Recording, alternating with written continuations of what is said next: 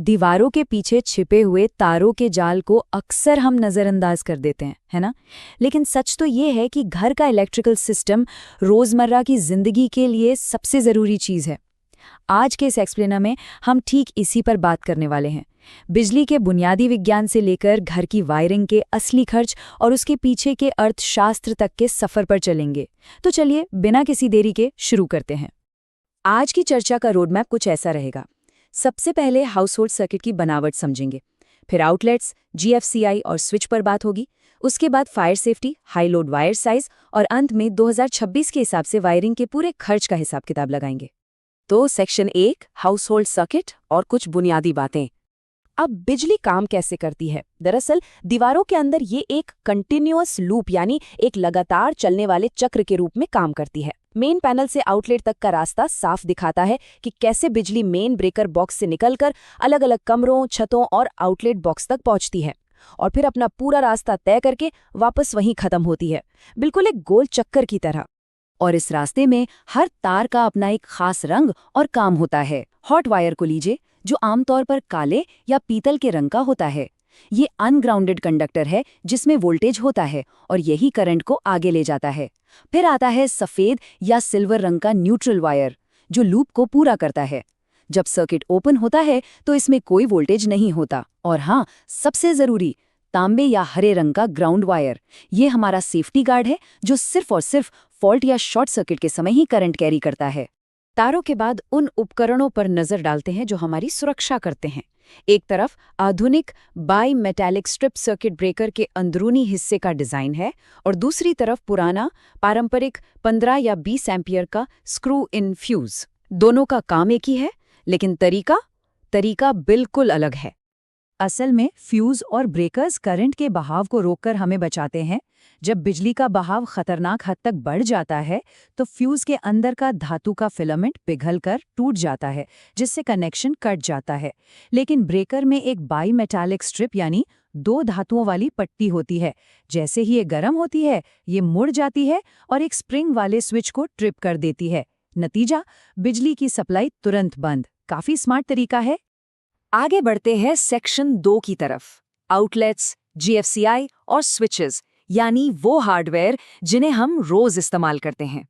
यहाँ सबसे बड़ा गेम चेंजर है जीएफसीआई, यानी ग्राउंड फॉल्ट सर्किट इंटरप्टर। इसे सिर्फ एक साधारण सॉकेट समझने की गलती मत कीजिएगा। ये लिटरली एक जीवन रक्षक उपकरण है। अगर हॉट वायर से जाने वाला करंट न्यूट्रल वायर से वापस नहीं आता, मान लीजिए करंट गलती से पानी के जरिए बहने की कोशिश कर रहा है, तो ये जीएफसीआई कुछ ही मिली सेकेंड्स में ट्रिप हो जाता है। इसीलिए किचन और बाथरूम जैसे पानी वाले एरियाज में इसे लगाना बिल्कुल अनिवार्य है। अब इस स्लाइड में सबसे दिलचस्प बात यह है कि एक ही जीएफसीआई डिवाइस से उसके आगे लगे साधारण आउटलेट्स को भी सुरक्षित किया जा सकता है। इसे लोड कनेक्शन कहते हैं।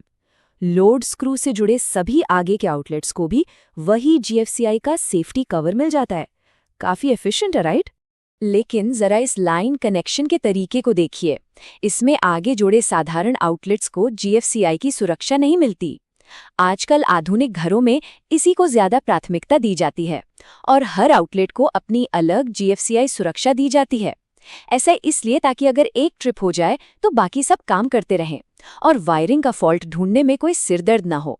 चलिए अब आते हैं सेक्शन 3 पर, फायर सेफ्टी, यानी वो जीवन रक्षक जो दीवारों के पीछे छिपे हैं। अगर साधारण एफआरएन यानी फ्लेम रिटार्डेंट और उन्नत एफआरएलएस यानी flame retardant low smoke wires की तुलना करें तो कुछ चौंकाने वाले सच सामने आते हैं। देखिए, दोनों ही आग को फैलने से रोकते हैं, लेकिन असली खेल धुएं का है। एफआर वायर जलने पर बहुत ही घना काला धुआं और खतरनाक एचसीएल गैस छोड़ता है।